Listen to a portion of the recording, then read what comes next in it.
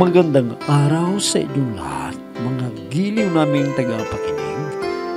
Muli po mga kaibigan, narito na po ang pagpapatuloy at ikatlong yugto ng liham kasaysayan na ipinadala ni Orly dito sa ating dulang Love and Memories.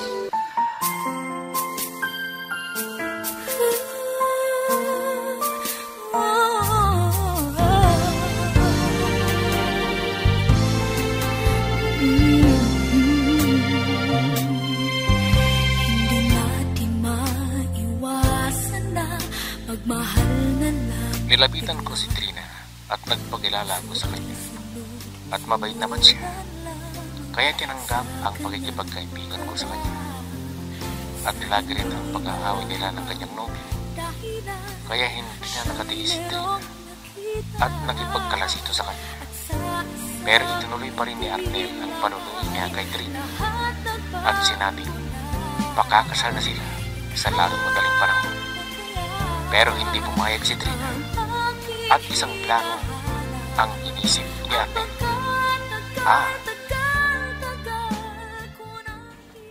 May naghatid sa kanya na isang lalaki. Hindi ko siya kilala. Siguro kumuha niya ng batingan nga para hindi ko siya malapitan. Nagkakamali ka, Trina. Kung hindi kita makuha sa pakiusapan, mas mabuti pa, kidnapin na lang kita para hindi ka na makapalag sa gusto kong gawin sa'yo. At sigurado na mapipilitan ka ng pakasal sa akin. At dapat na ako lang ang makinabang sa'yo. At walang ibang lalaki na makikinabang kundi ako lang, Tina. Ako lang. Ako lang.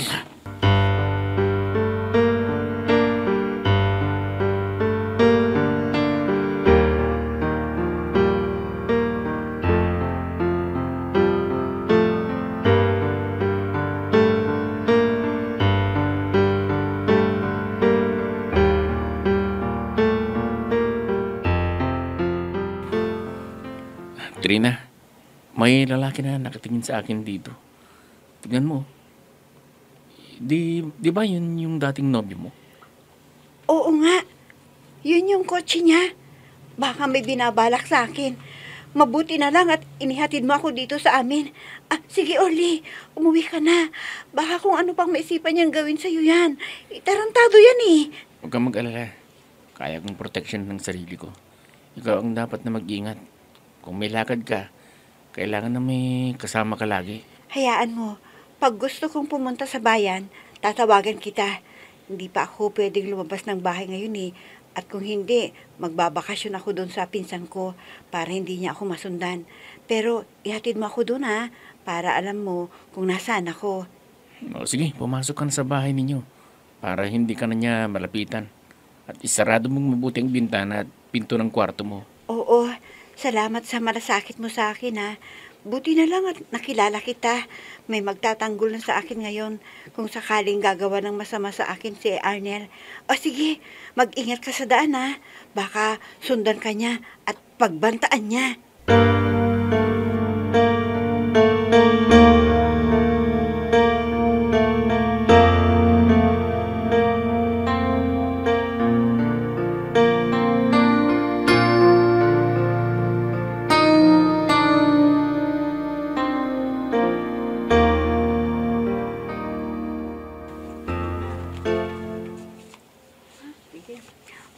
Friend?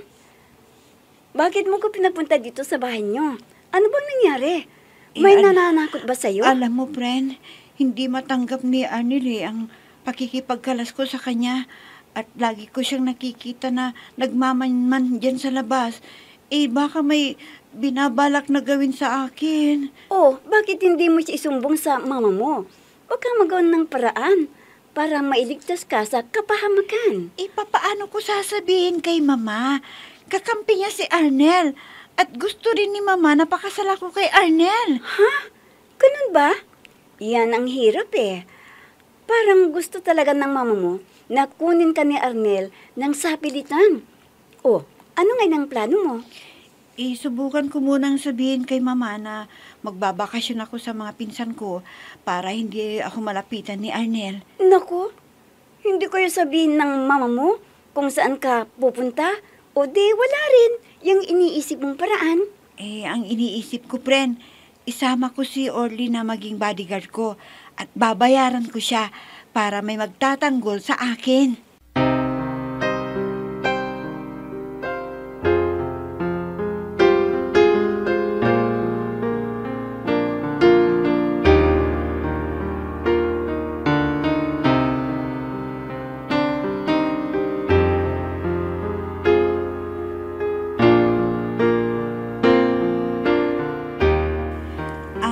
Ma, pwede ba akong magbakasyon doon sa mga pinsan ko para hindi na ako kinukulit ni Arnel? Iha, kung pumayag ka na napakasal sa kanya, ay wala ka ng problema. Sinabi ko naman sa'yo at ipinagako ni Arnel na aalisin niya ang sobra niyang pagsiselos basta magpakasal ka sa kanya. Mama, hindi naman ako papayag na pakasal sa lalaking hindi ko mahal. At kahit sabihin niya na magbabago siya, hindi na mangyayari yon. Baka ikulong pa ako sa kwarto at hindi ko magawa ang gusto kong gawin. Kaya pakiusap, Mama. Kung mahal ninyo ako, wag niyong ipilit sa akin si Arnel. Hindi rin ako magiging masaya sa buhay ko. Sige. Ikaw ang bahala, Iha. Kung yan ang desisyon mo, wala akong magagawa. Kundi hayaan kita sa gusto mo. Kailan mo ba balak na magbakasyon sa lugar ng mga pinsan mo? Bukas na, Mama. Mag-iimpake na ako mamayang gabi ng mga damit na dadalhin ko. Sige, papayagan kita, Iha. Para mapadahatag ang iyong kalooban. Dahil alam ko na nagkakaproblema ka. Sige. Pumunta ka na doon sa kwarto mo at ihanda ang magamit na dadalhin mo, Iha. Minsan ng isang simpleng ngiti ay mayroong dala, isang tapat na hangarin at pangakong dakila. Hindi man ito pinapansin, minsa'y babalik. Ay, Sitang, napapansin ko araw-araw na namang umaalis si Orly. Saan ba siya pumupunta? Sinasabi ba niya sa'yo? Ay, nako. Hindi na siya tumitigil sa pagpunta doon sa bagong nililigawan niya.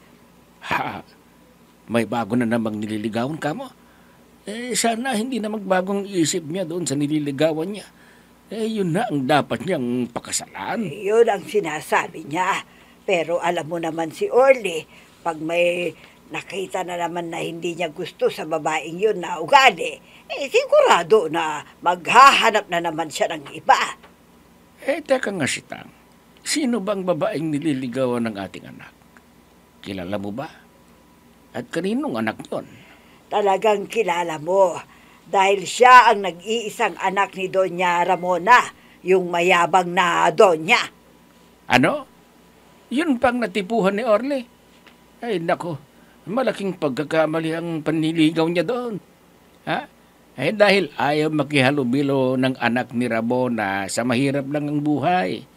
At sigurado na kukontra si Doña Ramona kung malaman na hindi kayang buhay ni Orly ang kanyang anak. Ay, alam mo, sinabi ko na yan sa kanya. Pero sigurado raw siya na gusto rin siya ng anak ni Doña Ramona. Kaya bahala na siya kung ano ang mangyayari sa kanyang panliligaw sa anak ni Doña Ramona. I'll be with you for the rest of my life. From the bottom of my heart I will. I'll always be with you.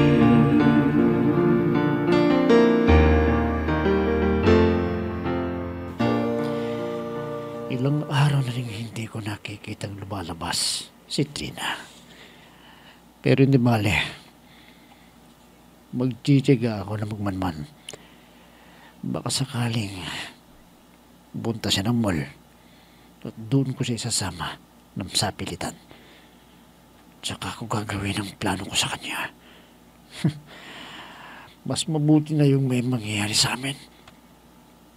Para pumayag siya kaagad na magpakasal kami.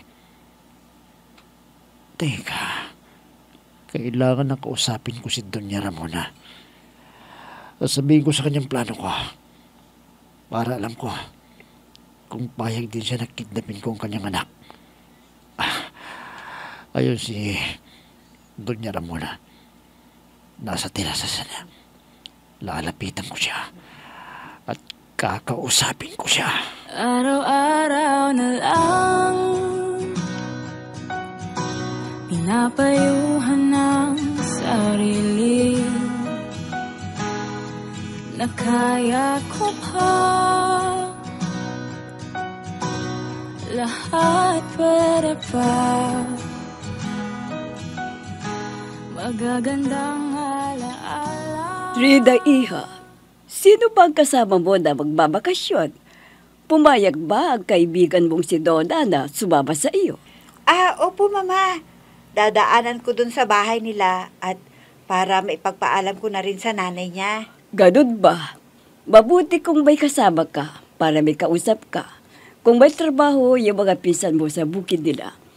Alam mo, iha, sa panahon na ito, ay busy sila na nagtatanim ng iba't ibang gulay. Kung ganun, Mama, magandang mabakasyon doon dahil sariwang mga gulay at marami pa silang prutas na itinanim doon sa likod ng bahay nila. Oh, ano ba gusto mo? Sasakay ba kayo sa bus o ano? Teka, ang mabuti pa, gamitin mo na lang yung isang kotse para di kayo mahirapan na magbiyahe at may masasakyan kayo na pauwi. Naku, salamat, Mama. Tamang-tama. Yan sanang ipapakiusap ko sa inyo na gamitin namin ni Donna yung isang kotse natin. Oo, iha. Dahil magaling ka naman na magmaneho at maingat ka pa. Kaya tiwala ako sa iyo. Kaya gamitin na ninyo para hindi na kayo makipagsiksikan sa mga pasaheros. At heto, bigyan pa kita ng pera mo at kung kulang, tumawag ka lang sa akin at ihuhulog ko na lang sa ATM mo. Opo, Mama. Mabuti na lang at naisipan ko ang magbakasyon para maiba naman ang kapaligiran ko at hindi ako maiinis pag nakikita ko si Arnel. At sana, Ma, sabihin niyo sa kanya na ayaw ko na makipagbalikan sa kanya. Hinding-hindi na talaga. Oh, sige iha.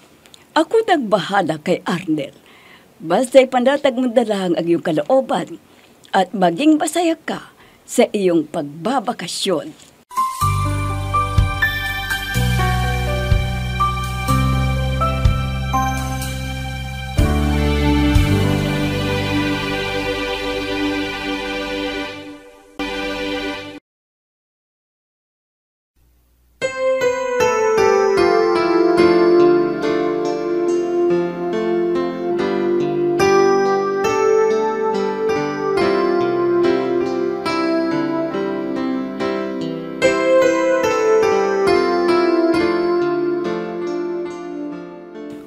Naku, maginhawa ang biyahe natin, no? Dahil nakakotse tayo, Trina. Oo nga Alam mo, maganda ang mood ni Mama. Kaya pinagamit niya sa akin tong kotse para hindi daw tayo mahirapan sa biyahe.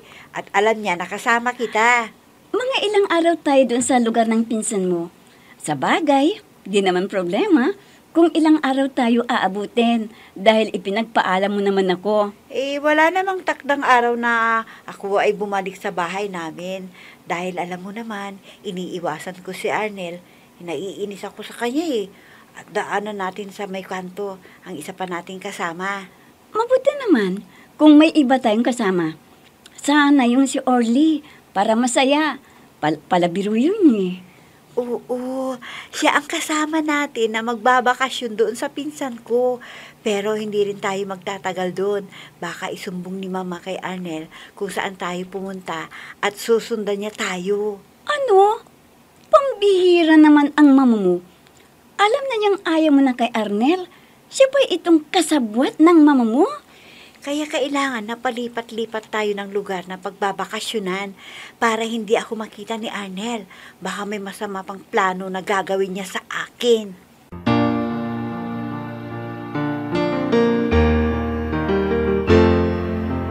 I'm so blessed I have you, 'cause you gave the world to me. You're my inspiration, the perfect one in my life forever. You make my life complete. Ang ganda at malawak pala ang lupain ng inyong pinsan dito sa kanila. At maraming nakatanim na mga halaman. Mabuti naman ang nagustuhan mo dito, Orly. Dahil, alam mo, magtatagal tayo ng bakasyon sa mga pinsan ko para hindi ako masundan ni Arnel. Ha? Huwag kang mag-alala. Nandito naman ako na magtatanggol sa iyo eh. Hindi kanya basta makukuha.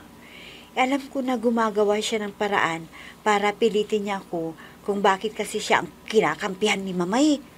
Sanang isipin ng iyong mama ay ang kalagayan mo at hindi ang ginhawa na maibibigay ng Arnel na yun. Paano ang buhay mo? Di magiging malungkot ka sa kanya, di ba?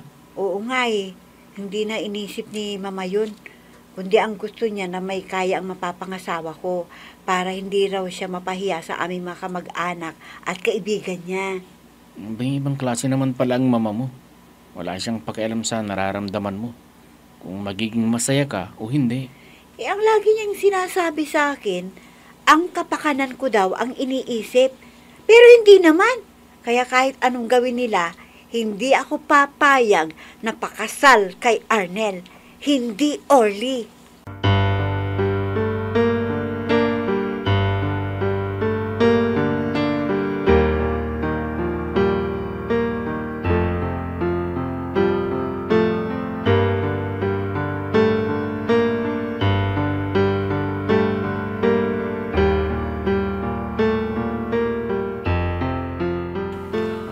Butit nandito ka, Arnel. Kailangan mo nang sundan doon sa pinuntahan niya si Trina para makasigurado ka na sa kanya. Salamat po, ma'am. At nagtitiwala kayo sa akin. Huwag ko kayo mag-alala. Hindi ko pababayaan si Trina. At hindi ko hayaan na may iba siyang mamahalin. Basta gawin mo ang lahat para maging maligaya siya sa iyong piling. At baguhin mo ang iyong ugali na ayaw ni Trina. Yan ang payo ko sa iyo para magkasundo kayo ng aking anak. Opo, ma'am. Lahat ng bili ninyo yung susundin ko. Dahil mahal na mahal ko si Trina. Hindi po akong bubuhay nang wala siya. Kaya sinasabi ko na sundan mo na siya doon sa lugar ng pinsan niya. Narito sa papel na ito, isinulat ko ang address para alam mo kung saan siya pumunta. Sana po'y pumayag na si Trina sa gagawin kong ito. Payag ba kayo, ma'am? Sa paraan na iniisip ko. At agad siyang magpapakasal sa akin. Anong ibig mong sabihin, Arnel? Anong paraan yan na naisip mo na gagawin sa kanya? Hindi ba siya mapapahamak sa iyo? Hindi naman po, ma'am. Ang paraan na gagawin ko sa kanya kikidnapin ko siya at gagasain ko.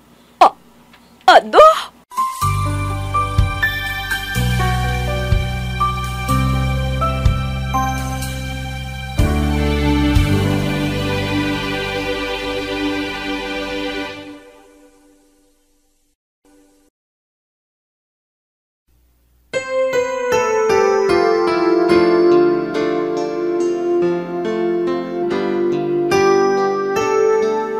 Pumayag kaya si Doña Ramona sa gustong mangyari ni Arnel? Mga kaibigan, huwag ninyong kaligtaang subaybayan ang pagpapatuloy at ika-4 na yugto ng liham kasaysayan na ipinadala ni Orly dito sa ating dula. Love and Memories. Mga nagbibigay buhay sa ating dula ay sina Mayra Abrihal Narnola, Susan Malikdem, Robert de Guzman, Yehuda Ismael, Eva Alcoriza, Jun Cabato, Ami Diaz, at si Oscar Ora. Technical supervision at musika ni Oscar Ora. Nilapatan ng tunog ni Robert D. Guzman. Mula sa panulat at direksyon ni Ami Diaz. Love and Memories. Inihahandog sa inyo ng F3 Recording Studio para sa Pambansang Radyo ng Pilipinas, Bombo Radio, Philippines.